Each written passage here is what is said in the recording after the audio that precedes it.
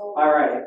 Thank you very much for being here tonight. It's an incredible honor and privilege for me to be here with Donna Orange for her talk on climate emergency and radical ethics, colonialism, radical injustice, and climate justice. Tonight's joint lecture is being hosted by the Lynch School's Psychological Humanities and Ethics Initiative and the Guestbook Project's Hosting Earth program. I'm Matthew Clementi. I've been completely honored and humbled to be a part of both the Psychological Humanities and Ethics Initiative here at Boston College and also the Hosting Earth lecture series. I've been hosting the Psychologies of the Earth series this semester, and those videos are available online if you'd like to see more of talks like this evening's. I'll talk a little bit about the structure of what we'll be doing here tonight, and then I'll introduce Donna, and then after that we'll get into the talk. This is our first hybrid event, so kind of roll with us as we work out some of the kinks. We're joined here at Boston College, and we have a great audience here tonight. I'm very thrilled to have you. And we also have, I think the last total was something like 150 people joining us on Zoom. Here's what our structure will look like this evening. First, I'll introduce Donna, and then I'll hand things off to her for the lecture. After, at the conclusion of her talk, I'll have a few questions that I'll pose to her, and I'm hoping it can be really conversational between the two of us. We can kind of keep it loose and enjoyable. And then after that, we'll open up to Q&A between either people who are here, or also I have someone who will be able to relay questions from those joining us from home. So let me introduce Donna. I'll get into the write-up that I have of her in a minute, but first I'd like to share just a very brief story to give some context for Donna. I was at dinner with her earlier this evening, and with David Goodman, who runs this initiative here through the Lynch School, and he was talking about how he first met Donna. And the story was that an advisor of his, when he was in grad school about 10 years ago, said to him, you know, what psychologist would you really like to learn from? Whose work do you admire? What thinkers do you want to engage with? And he mentioned Donna, and he obviously didn't know her at the time. And his advisor said, well, if you'd like to talk to someone like her, reach out to her. And he was a grad student at the time and said, no, I've read all of her books. You don't do things like that. And his advisor said, well, why not? And so he wrote her, and Donna said, well, I'm in New York. That's not too far away. Why don't you drive down and we can have a conversation? And David did drive down, and then he drove down again the next month, and the next month, and now they have this really deep and important friendship. And I was really kind of touched to hear that story because it reminded me a lot of my experience in grad school, actually with Richard Carney, who's here tonight. I'm honored, was my dissertation director, and is also running the Guestbook Project's conference. That's a rare quality in the academy. It's not something that happens that often, unfortunately, but to hear stories like that, I think, tells you everything you need to know about the thinker who you're engaging with. So it's an incredible privilege for me to be here tonight with Donna, and it's so wonderful to hear that someone who's touched my life as much as David has been so inspired by her and by her work. Donna has 2 doctorates, one in philosophy from Fordham University, and another in clinical psychology from Yeshiva University. Yeshiva. Her work is interdisciplinary in nature, and she's given us the gift of introducing many clinicians. In fact, I'm a part of a group of philosophers, theologians, and clinicians who read her work, has given us inroads into the world of philosophy that's very, very accessible for the untrained. So those of us who haven't studied philosophy, she really brings philosophy down to a level that's accessible for all of us. Some of her books that perform this deeply translational work are Thinking for Clinicians, The Suffering Stranger. I have her most recent work here, Psychoanalysis, History, and Radical Ethics. And tonight's lecture will be inspired by, in part, work she did in Climate Crisis, Psychoanalysis, and Radical Ethics. Donna's been a great friend to the Psychological Humanities and Ethics Initiative here at Boston College, and a long-standing contributor to the Psychology and the Other conference and the community of conversations that revolve around that. Her voice has been priceless and continues to bring us into deeper conversation with one another. I'm just delighted to be talking to you tonight. So without further ado, Donna Orange.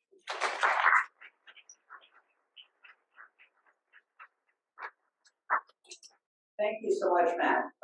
Can you all hear me here in the room? And does this sound good? Okay, good.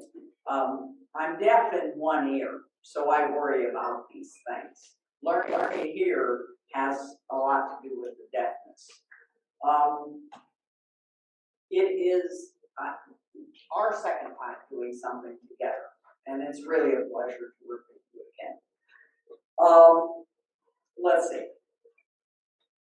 I also want to say parenthetically that it is a real honor to be sort of hitched onto the front of your Guestbook climate project, Richard. And I'm envious of you here at Boston College. You get a chance to work with all these wonderful people. But the hospitality of everybody here has been just absolutely first-rate. I'm very grateful. Your invitation to speak with you this evening, I feel, is a tremendous and undeserved honor. But your choice to ask me to talk about perhaps the most serious threat that we all face together, I'm supposed to be facing that camera, remind me if I forget, that's an honor to you. That you're here to hear about this, which is not a light or happy topic. Since I first wrote most of what you will hear after my 2016 book that Matt showed you, things have only gotten worse. And as I think you probably know, now the scientific information describes not climate change, but climate emergency.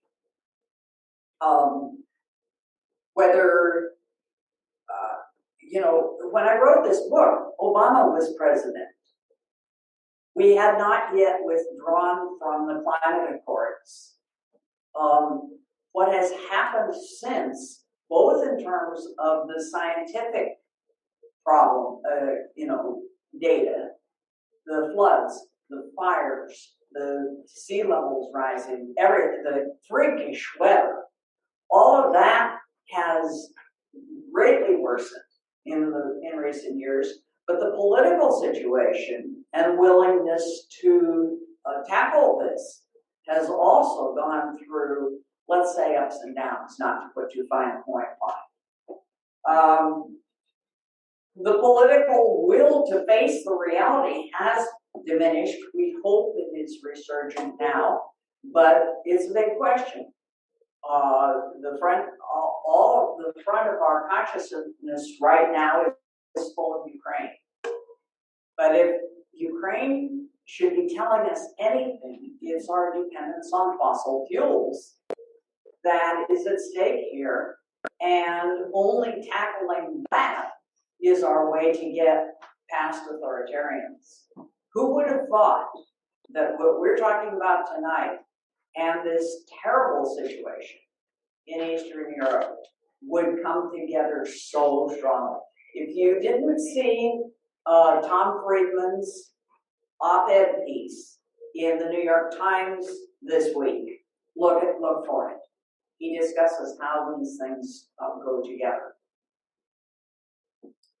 My Climate Psychology Alliance friends now are hearing voices like those of Jem Bendell, who writes of deep and humane adaptation as we prepare for the imminent end of a habitable climate. David Wallace Wells is writing pieces like Time to Panic. On the other hand, the Sunrise Movement people, like Jeremy Orenstein, with whom I'll be having this discussion at BIPSI on Saturday, and thank you, Jack, for being here. There's new courage and new courageous voices coming, and these folks take this more seriously than we oldsters seem to know how to do. The big question now has become, do we have time to change, even if we can summon the political will? If not, how should we live for the time being? So let us begin as if we still had time to think about this and to do something about it. I addressed this book and a lot of the thinking here to my psychoanalytic colleagues. But some of you, many of you are interdisciplinarians, and you are interested in this whether you're psychoanalysts or psychoanalytically oriented directly or not. So, make the appropriate substitutions if you need to. We're now more alert to our responsibility to the world's most vulnerable people, more conscious of our solidarity with those who suffer, but we've seemed to have worked mostly in a bubble. Certainly in my 35 years as a psychoanalyst, I would say yes, I was working in a bubble. I thought I was doing something wonderful, one-to-one, one at a time, in a quiet little room. Climate change, however, has already, scientists tell us in the most urgent voices they can find, it has become an emergency, threatening to overwhelm all attempts to stem the primarily human-created disaster. Still, for the most part, we psychoanalysts and psychotherapists work quietly and faithfully on, living as we always did, driving to work, flying to conferences, at least until COVID. This is my first time out. Watering our lawns, eating and consuming mindlessly. Meanwhile, most political and financial leaders conspire to hide ominous truths, no longer simply inconvenient, but now dire, and we allow ourselves not to notice. Are we psychotherapists who should perhaps do better, conspiring or colluding to sustain an environmental unconscious? Is this okay? All okay? Are we helping to silence the canary in the coal mine? Having received extensive education and training, often including mandatory personal analysis to prepare us for our work, we have, I believe, also acquired responsibility to be leaders, moral if not scientific, in confronting the global crisis we are living. We possess the intellectual and communal resources to take on this responsibility. So far, however, we have been resoundingly silent. Where are the psychoanalysts? We who rightly or wrongly consider ourselves intellectual leaders in psychotherapy and in understanding human motivation. Perhaps we have learned nothing from the example of Sigmund Freud, who, blinded by his passion for his work, his love for Enlightenment German culture, and his need to be as important as Copernicus and Darwin, could not see that he and his Jewish family, as well as psychoanalysis itself, faced mortal danger in Vienna in the late 1930s. In another strange, he didn't see it until they came and arrested his daughter, Donna. That was what took the considerations. In another strange example, a few years later in the London Blitzkrieg, during one of the British Psychoanalytic Society's furious disputes about the origins of hatred and aggression, Donald Winnicott noted their actual effects. He stood up in a meeting and said, "I should like to point that there is an air raid going on. They're so busy fighting each other that they didn't notice an air raid." Are we too so absorbed in our theories, or worse, in our theoretical and interdenominational disputes over who belongs and who does not, that we fail to notice that human-caused planetary warming threatens to destroy the world within which we practice our beloved profession? We say that all is grist for the psychoanalytic mill, but what if this crisis threatens the survival of the mill itself? We psychoanalysts, I believe, together with our colleagues in other therapeutic areas, actually have a unique contribution to make in this crucial moment. We can help not only to refocus our own attention on the imminent threats to our own way of life, but to the world's most vulnerable people and to the earth which supports us all. In the best psychoanalytic tradition, we can notice the forms of historical unconsciousness, the still walking ghosts of the narrative unconscious. Mark Freeman's work is known to some of you, keeping us insensitive to the suffering in which we are implicated and to those to whom we are responsible. We can call out the more selfish of the defenses that keep us avoidant and name the forms of traumatic shock that keep us too paralyzed to respond at the level of the threat. We can help with the processes of mourning, not only the remembered ways of life, but also the loss of many kinds of hope and certainty for the future. Learning from Latin American climate justice leaders, from First Nations leaders in Canada and elsewhere, from the youth movements like Sunrise, we can ask ourselves and each other, including our patients, what really matters in times of crisis, thus responding more creatively than our analytic forebears did. But we have no time to waste. In Bill McKibben's words, there is no longer any long haul. I will skip most of the science for two reasons. I expect that this group already knows about the rising sea levels, the disappearing ice, the fast increasing desertification, and the intensifying storms and fires. And secondly, because it gets exponentially worse every month, with the news of freakish events outstripping the predictions. But for some years, even the NOAA, that's the National Atmospheric people, the weather folks, and IPCC, that's the International Panel on Climate Change of the United Nations, they have emphasized that risks are unevenly distributed and are generally greater for disadvantaged people and communities in countries of all levels of development. In other words, it's a question of justice. It's not just a question of here are the facts, here's a problem, it's a question of justice. Significant climate changes already underway will require major adaptations, especially to protect the most vulnerable people. Whole island populations must relocate and are already relocating in the face of rising sea levels, while refugees from war and famine are already pouring into Europe, not to mention the current war. Without radical changes away from fossil fuels, including substantial decreases in consumption, initiated immediately, warming of 4 degrees is both extremely probable, they warn, and will make our planet uninhabitable by the end of this century.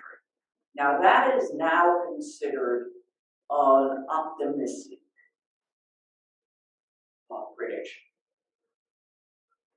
That the U.S. withdrew from the Paris Accords and has reversed most of its climate regulations means that the whole world is on an ever faster path to destruction. I will return to this point. Isn't this a wonderful good news lecture? Most of us go on just as if we had not heard these warnings. Are our brains simply wired to exclude bad news, as George Marshall believes? Are we in the grip of environmental melancholia, as social scientist, reader of psychoanalysis Renee Lertzman thinks? Or frozen by climate trauma, as I have wondered? Or have we, and this is really what I think, inherited a philosophical egoism, wedded to a narcissistic mindset full of entitlement, perhaps even of unconscious racist privilege, inherited from millennia of slavery, trapping and immobilizing us? All this may be true, but if the disciplines of philosophy, history, and psychoanalysis can help us to identify our problem quickly, then perhaps alliance with the world's moral and religious leaders can begin to shift the political tide, to create a tipping point of solidarity to meet the carbon tipping points already looming and perhaps already passed. Let's talk about Enlightenment egoism.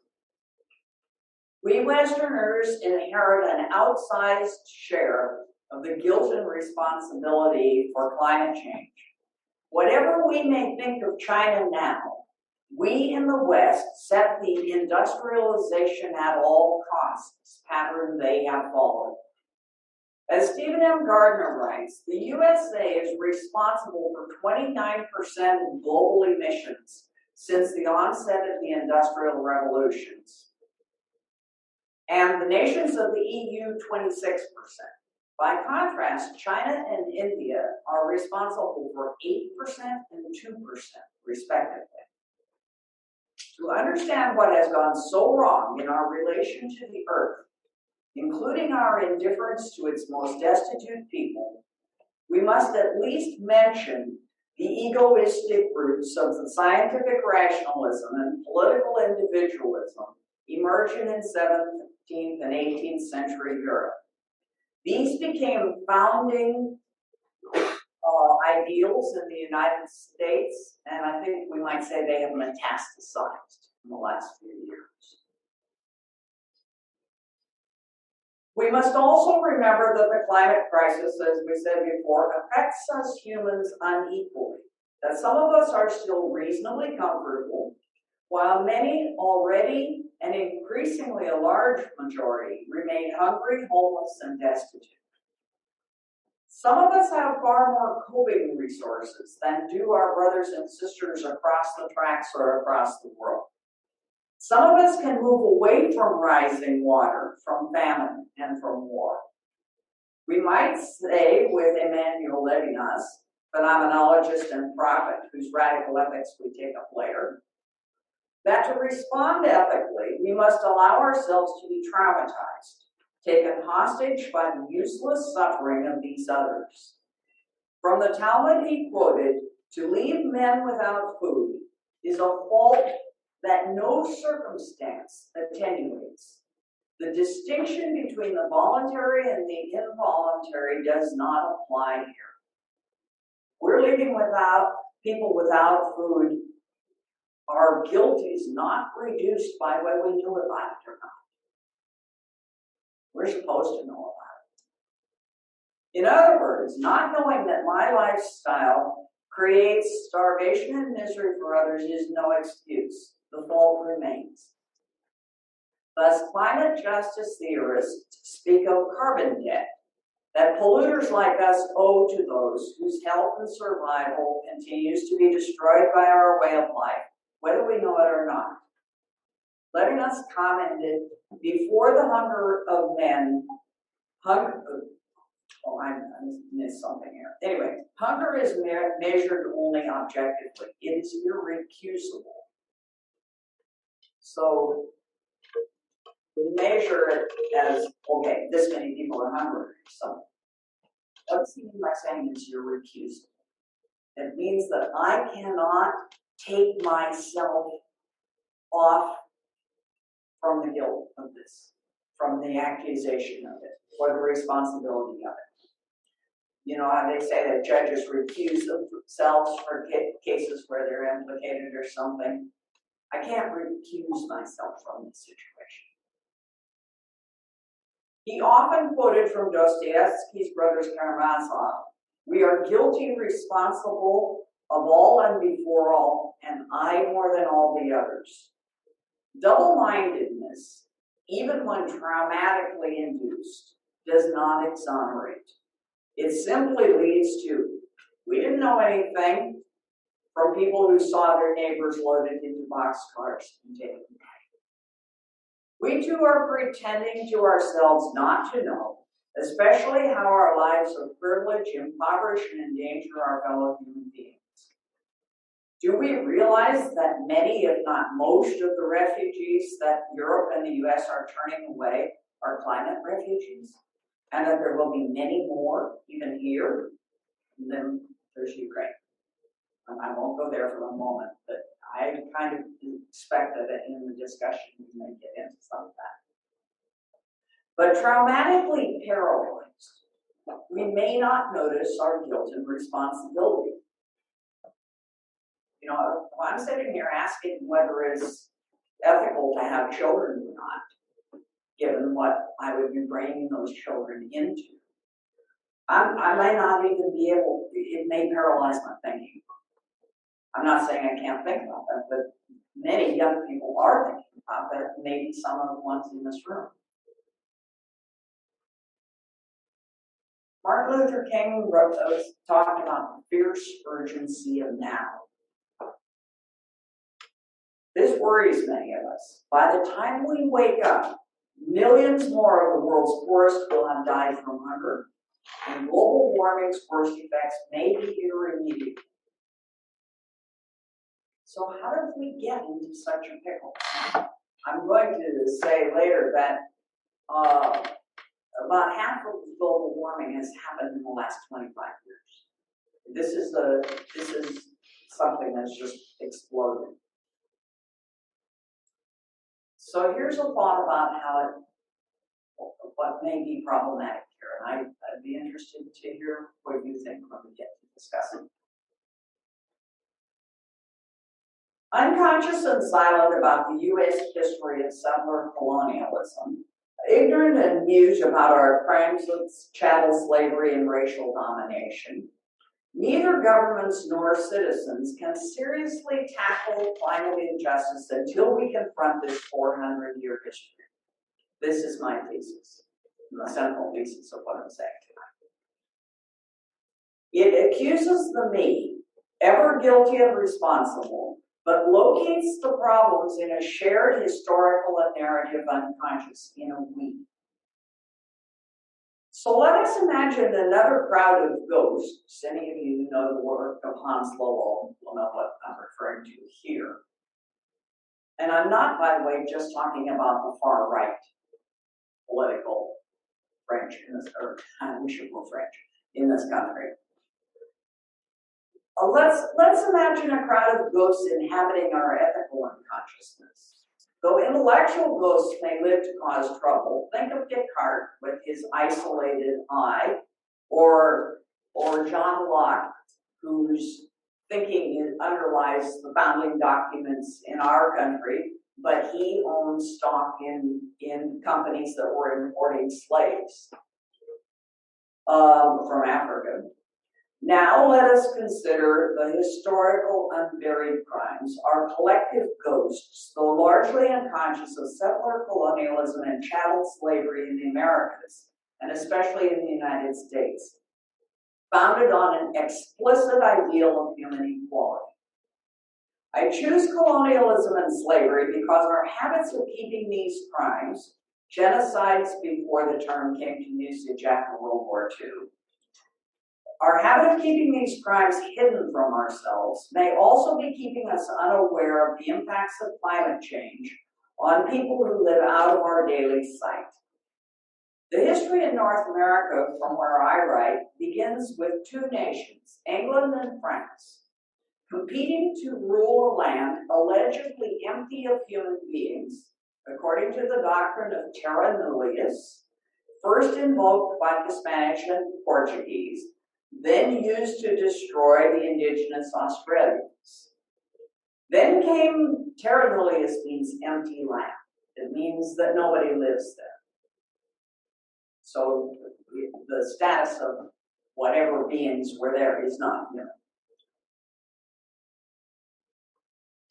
Then came the young United States with its manifest destiny and an expansive Canada, destroying the indigenous peoples. Canada, it seems, has recently attempted much greater acknowledgement of its First Nations than we have done in the United States, where we call them Native Americans, oblivious to the preference of most for being called by their tribal names. I have a close neighbor out in California who's from the Seneca, and he hates being called a Native American. He said, I'm a Seneca. You know, give me the due of at least calling me what I am. Settler colonialism does not simply manage colonies as Britain did in England, in India. Arrogant as this process may be, but it replaces the people living there, as in Australia and New Zealand, Canada, and what became the United States, as if the beings living there were not fellow human beings at all, or whose lives mattered in any way. Judith Butler would say these lives had been treated as unbelievable. Calling ourselves a nation of immigrants, we do not even notice their loss. Chattel slavery names the system, including in particular the African slave trade of the 15th through 19th centuries, of claiming to own, buy and sell, inherit and force to work, usually by extreme violence, human beings. Other forms of slavery, including those practiced by the Nazis and in the Soviet gulags, as well as forms of child labor and sex slavery, unspeakably reprehensible as they are and cause of untold human suffering, are not under direct discussion here. My argument is that chattel slavery, the peculiar institution that formed the United States Constitution, giving outsized power to the slave-holding South and haunting us to this day, has dulled our moral consciousness to the point of unconsciousness. What we do not know, really, profoundly, and extensively, and personally know, Freud taught us, we are bound to repeat. Together with the colonialist past we all share, this history of slavery and its ongoing effects, of which we rarely speak, although there's more speaking now, kind of from George Floyd on, I guess. But a lot of resistance to it, isn't it? Anyway, the history of slavery and its ongoing effects, of which we rarely speak, blinds us to the misery that our carbon and methane spewing lifestyles are creating in the global South. We are repeating exactly, for instance. For many of us, this history briefly became real a few years back in the film 12 Years a Slave, making us realize that massive human rights violations have not all occurred only elsewhere in Germany, Austria, Chile, and South Africa, for example. We in the United States live every day from the history and continuance of precarity, again Judith Butler, generated by the conscious and unconscious racism with which Ta-Nehisi Coates and others now confront us. Writing to his son, Coates reminds us, and I quote, "Enslavement is not a parable, it is damnation. It is the never-ending night. And the length of that night is most of our history. Never forget that we were enslaved in this country longer than we have been free. Never forget that 250 years, for 250 years, Black people were born into chains. Whole generations followed by more generations who knew nothing but chains." Unquote. Actually, we might consider whether Europe and North America, especially we in the United States, suffer from a superiority complex. This is just something I made up. Symptoms of such a complex might include, one, the presumption that we own land stolen from indigenous peoples who lived upon it communally just because we bought it from people who owned it before us.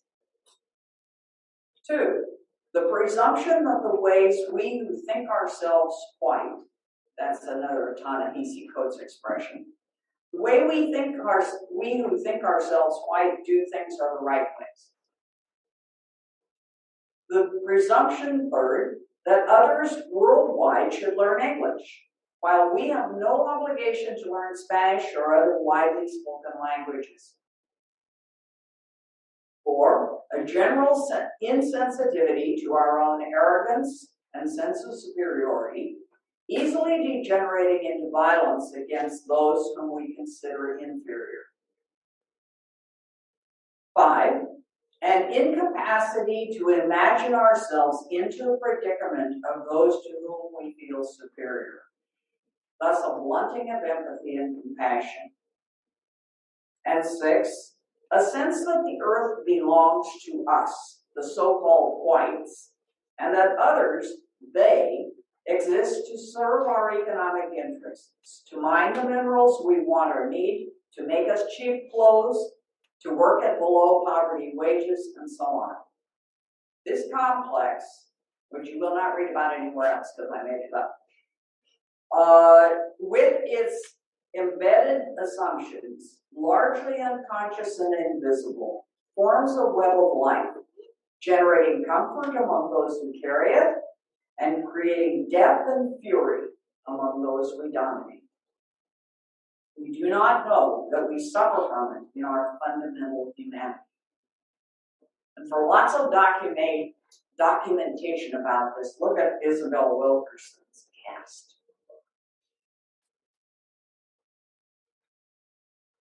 Psychoanalysis and double-mindedness. By double-mindedness, however, I mean something much more problematic than mere denial. Double-minded, we live in two realities at once. We know about the climate crisis, and perhaps even that it is rapidly becoming dire. But in a mental gesture akin to throwing up our hands, we say, this is too big for me or for any individual. Only systemic changes matter. And of course, systemic changes matter. So we go on working with our patients and our psychoanalytic politics as humanistically as we know how to work, while our common home becomes a burning world. That's from Phil Cushing. Essentially, we, like Freud in the 1930s, and like the millions of ordinary Germans in the period studied by Tom Kohut and others, we have disabled the fire alarm. To accomplish this, as we shall see, we have taught ourselves not to see those worst affected as human, just like ourselves, as others whose suffering matters. We could spend chapters, articles, and books asking how this happens. A vast literature on multiple types of dissociation and Freudian repression is now available to us. And if anyone wants to know, I can give you a bibliography. More immediately useful might be to ask how, faced with crisis, we, living daily in our professional minds with these concepts, might emerge rapidly to protect our common home. Will our theories help us enough? Surely they have not until now. Or do we need something else to shake us out of our analytic slumbers? Speaking to psychoanalysts who often characterize ourselves as not belonging to the STEM sciences, STEM disciplines, but to the tellers of stories, philosopher Judith Butler writes, but what if the narrative reconstruction of a single life cannot be the goal of psychoanalysis? And that the reason for this has to do with the very formation of the subject. If the other is always there from the start, in the place where the ego will be, and this is a reference to Freud's where the it was, the ego shall become, then a life is constituted through a fundamental interruption. Fundamental interruption is even interrupted prior to the possibility of any continuity. My guess is that we cannot feel this prior interruption of the other, primarily because we are so embedded in the cultures that have created the climate problem. As many have noted, Freud grew up intellectually in and was deeply attached to the Enlightenment and Romantic European culture that enshrined individual autonomy as the ultimate good. We psychoanalysts and most psychotherapists have inherited his deep assumptions, along with a certain blindness to threats to the common good. Additionally, attached to these old cultures in part because of the traumatic background of contemporary psychoanalysis, the whole generation that taught me, many of them were people who had fled Europe before and during World War II.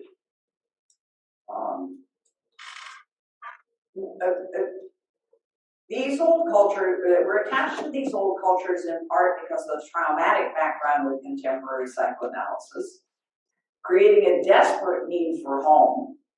We may have forgotten the other destitute homeless of the world, in particular of the Southern Hemisphere. We need a contextualist analysis of our double-mindedness and a radical ethic to shake us out of it.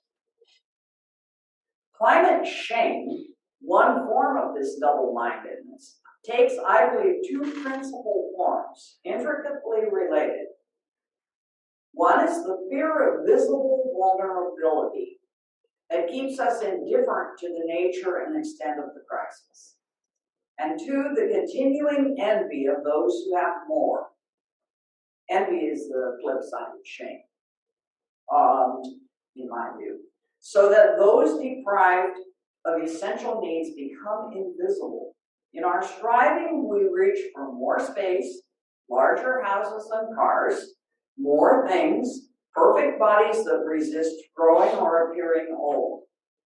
Entangled together, these two aspects of shame feed self-enclosed preoccupation, utterly distracting us from the descriptions and warnings of the best climate science. You know, if what's on my mind when I walk down the street is what a beautiful coat we've got on and how I could get one of those, or what's wrong with me so I don't have such good taste and be able to wear the coat or the shoes or something. How am I going to have any mental space to notice the people who have no coat or no food?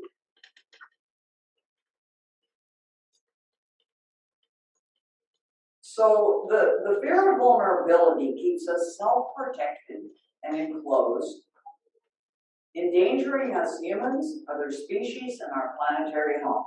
Without the fundamental experience of being held and cherished, we lack the emotional sense of belonging among other human beings or else anywhere. Thus, we treat our world, and implicitly ourselves, like disposable garbage. The second, envy, attempts to restore an ersatz well-being, to cover up the rotten sense of shame with fame, money, and glamour. Any sense that others have more occludes our ethical vision, blinding us to our involvement in injustice and deafening us to the cries of those we are harming every day.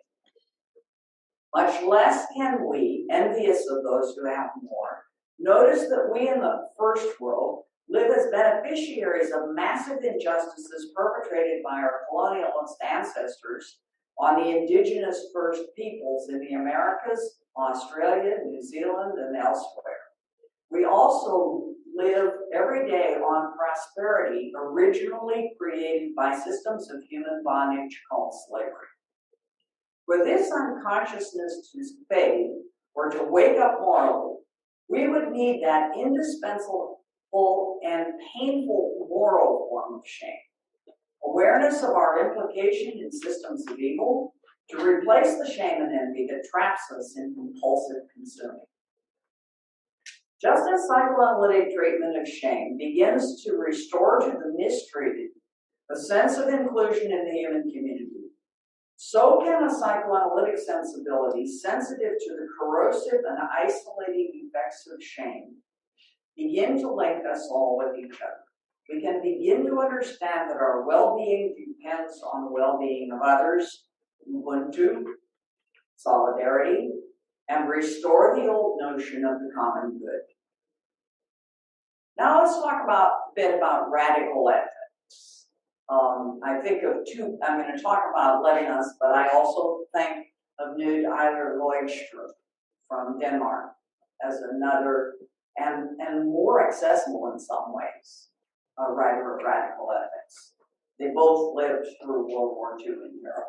There's something not surprising about this. And I can, if we have extra time, I can compare what I'm calling radical ethics with ordinary, the other ordinary, either rule-based or virtue-based ethics. Okay, inverting all standard ethical accounts, radical ethics upends moral reasoning by starting from the suffering other, invading my self-satisfied life, not from the presumed moral agent. In other words, it doesn't start from me. It starts from the other, whose need faces me, whose vulnerability faces me. Emptied of ego by a pre-originary responsibility, I am commanded by the other's starvation. William Edelklaas provides a compact argument for what I am calling a radical ethics of climate change. He says, because Levinasian ethics begins in and ever returns to the suffering other, the suffering of those whose lives are negatively impacted by climate change, rupture arguments that justify or justify neglecting individual greenhouse gas emissions. Levinas acknowledges that in nourishing ourselves, we take food that can feed others. And he really refuses to break the link. In other words, my irrecusable responsibility to the vulnerable and suffering other does not go away just because I need to drive or fly somewhere. You can take me up on my flight here later. Nor is it lessened because this vulnerable other ekes out of their existence in the southern hemisphere, less visible to me. Philosopher Robert Bernasconi writes, a hungry child in a distant land is no longer out of our reach. If globalization means living in a world in which the terms near and far, stranger and neighbor no longer have the same meaning for us as they once did, because everyone is now recognized as within the same circle, then and this is his big point, the hunger of the most marginalized members of the global society must become its fundamental reference point. I'm going to repeat that because I think it's so important. The hunger of the most marginalized members of the global society must become its fundamental reference point. The other's precarious life questions me, accuses me, persecutes me. The close consequence of this endless responsibility links it to the political.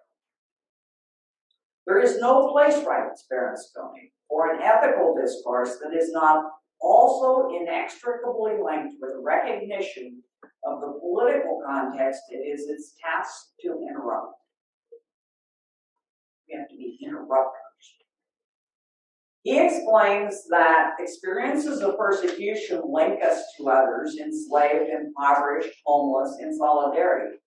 Watching the thousands of families seeking shelter in Europe in 2015, those who remember their own suffering could be better able to respond.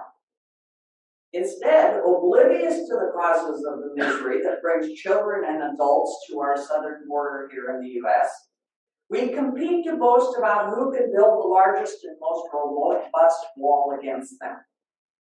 Most of us, unless affected by tornadoes, hurricanes, and wildfires, have no memory of this kind of suffering. When the sufferers look much like us, perhaps white and even affluent, we rush to help them rebuild. But many of those devastated by hurricanes like Katrina are already poor and or dark-skinned, so we treat them just as we treat the refugees. How do we come to see them as our brothers and sisters? Can memory, either of our own sufferings or of past courage and generosity, begin to activate us in the nick of time? In Merle Westfall's words, conscience need not make cowards of us all. It can make us brothers and sisters. The radical ethics of response to the other implies disrupting massive political injustice when we are able to see it. It means that other suffering persecutes me, takes me hostage, requires substitution, one for the other. It demands hospitality to people displaced by war, poverty, and terror. By the way, Ukrainians are showing up right in my neighborhood just south of San Diego now. They're trying to come into this country through Mexican access. Even if we cannot speak their languages, we can see their desperate faces. We must remember. In our own history, we can remember quiet activists sitting at segregated lunch counters, sitting at the front of segregated buses, disrupting injustice. Now we find indigenous peoples of Canada, the US, and elsewhere sitting down to close the roads to tar sands drilling equipment. But we need more than only the persecuted to stand in solidarity against injustice. How do we find our ethical bones? Even when the photo of a drowned 3-year-old refugee on a Mediterranean beach stops us for a moment in our tracks, how do we keep our ethical imagination awake? Determined that a world in which some lives are regarded as expendable cannot continue. We need an ethic that arises from these extreme situations because we face one now. Let us hear these words from Levinas. Justice remains justice only in a society where there's no distinction between those close and those far off, but in which there also remains the impossibility of passing by the closest. The equality of all is borne by my inequality, the surplus of my duties over my rights. Surplus of my duties over my rights. The forgetting of self moves justice, he says. In addition, philosopher J. Aaron Simmons argues convincingly that we face what he calls a meta-ethical emergency. A situation like that facing Britain in 1939 as it considered whether the ordinary laws of war still applied in facing an imminent threat to all civilized life. That we confront, Simmons claims, the looming destruction of a livable world means we do not have the leisure for ordinary ethics. And again, we can talk more about that later if you want. For ordinary ethics concerned equally for all species. We must, he believes, immediately prioritize the most vulnerable humans suffering from the effects of climate change if we are to have any chance of motivating the type, extent, and rapidity of change needed.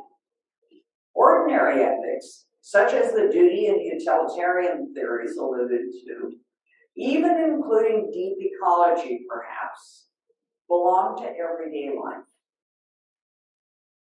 Quote, in the context of a meta-ethical emergency, writes Simmons, there is no time to advocate theories that do not have a good enough chance of motivating a reasonable public response to the crisis.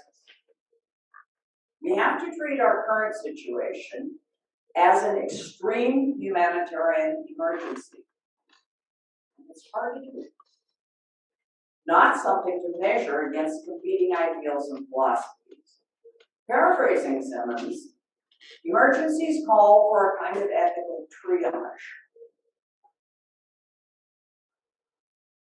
And that he calls a hierarchy of ethico-political significance. David Glass, in the same vein, writes that Levinas provides a way of understanding how the singular subject's moral responsibility is the condition for the possibility of collective responsibility. Response to the face of the suffering sister and brother creates political change through prophetic action. So, thinking further back, much further back, let's remember the story of Cain and Abel. We notice a missing shame in Cain's insolent response to God. I don't know. Am I my brother's keeper? Without mentioning Cain's murderous violence, the question had come, where is Abel's brother? It comes to him as a gracious invitation for repentance and repair. Cain shamelessly refuses its underlying premise of responsibility and models only the, we knew nothing of the extermination camps, but also the, send them back where they came from, this is our country. If they aren't smart enough to get rich from oil, fracking, and coal, too bad for them. In the face of such attitudes, rampant in Europe and North America, only a robust solidarity enacting our answer to Cain can begin to solve the problems of climate justice. We can make common cause with romantics who love the earth and its many species. I do myself as a native Oregonian. But fundamentally, we must find ourselves as each other's keepers. We can remember here also, I'm getting it. We can remember here also the African ethics of Ubuntu, well explained by Archbishop Desmond Tutu. The person with Ubuntu is open and available to others, affirming of others, does not feel threatened when others are able and good. Knowing that he or she belongs in a greater whole and is diminished when others are humiliated or diminished, when others are tortured or oppressed. Conclusions. Finally, first, what can we not conclude? Clearly, the radical ethics we are discussing cannot help either psychotherapists or international public policy experts to decide the best road to climate justice. People propose things like equal per capita entitlements, rights to subsistence emissions, priority to the least well-off, or equalizing marginal costs. Nor does radical ethics tell us how to move the seemingly unmovable forces of power and money arrayed against climate justice. These same power systems forbid us to associate climate change and its effects with social justice.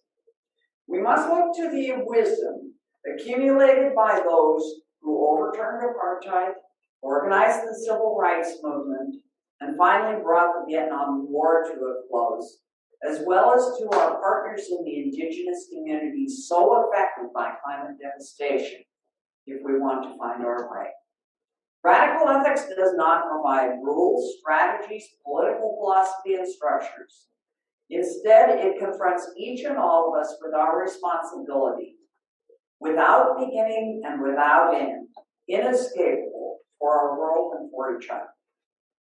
Radical ethics means that we cannot go on as we did yesterday, self-satisfied that we are doing our best or shifting our personal responsibility onto the system. The terrified faces of destitute refugees, of those whose homes are being turned into desert or going beneath the sea, threatened by violence, forbid me to sleep comfortably and command me to respond.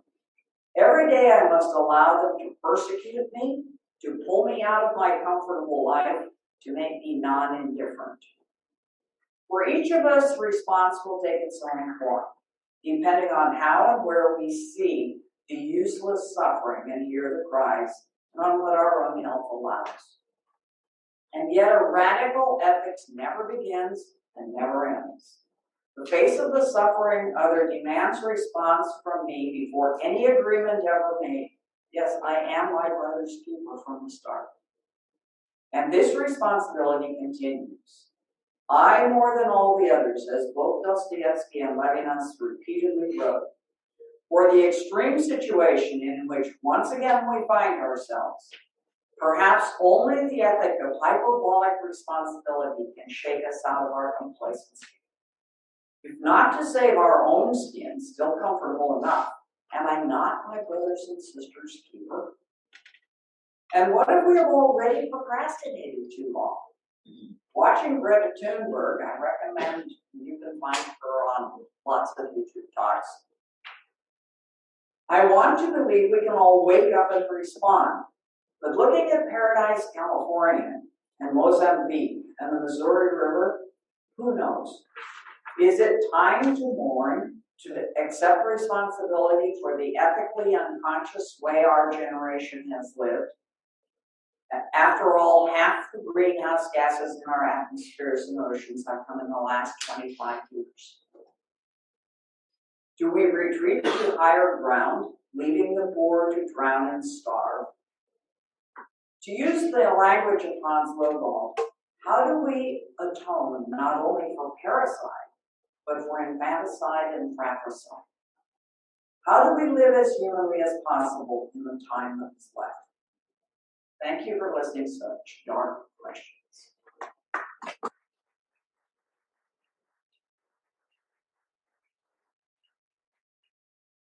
Thank you so much, Donna. I, as you can see, have written a page and a half of notes here and questions that have come up to me. I'm going to try and synthesize some thoughts that occurred to me while you were speaking and really just present you with one question. Maybe we can talk a little bit, and then I'd love to reserve some time for people here or people at home who want to join in the conversation as well. I found your psychoanalytic reading of the climate crisis as a repetition of past behavior that's being repeated again through time, the repetition of a trauma that we continue to relive because we can't see it, won't see it, to be absolutely fascinating and really provocative reading of the situation. I've been reading I have some of my students here tonight, lots of Freud and Nietzsche this semester. Thank you for being here, my wonderful students. And I was struck by one thing you said, and it kind of ties together a lot of my thoughts that I wanted to engage with you on. You said that for Freud, what we don't know, we're bound to repeat. And that might be I just jotted that down, so I don't know if that's exactly what you said, but something along those lines. And I was thinking about that, and I was thinking about the many crises that we face.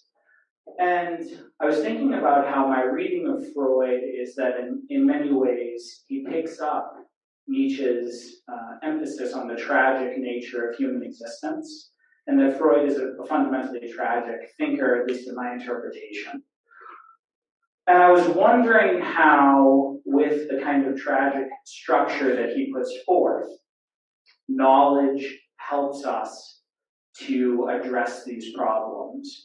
When you get into the topic of radical ethics, it's the face of the other, the confrontation with the face of the other, that draws me out of myself and that awakens me to the vulnerability and the need that presents itself to me.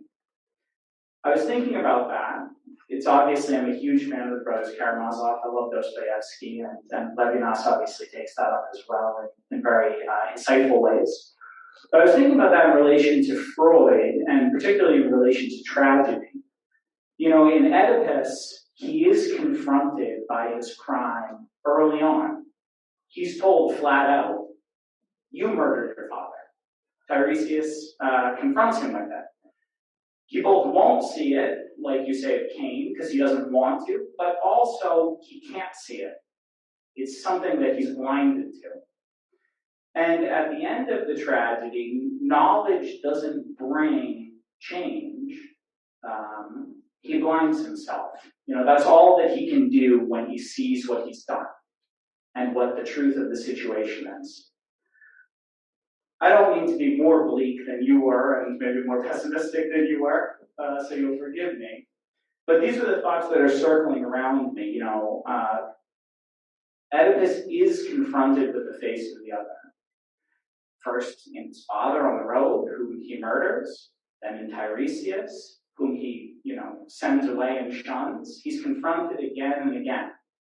So in this kind of radical ethics, what is it that inspires in us that shift from being confronted by the face of another that we can't see, won't see, refuse to see, but also maybe are unable to see, turns us from that disposition to one that then is called into action, maybe capable of responding in the way that you're calling for.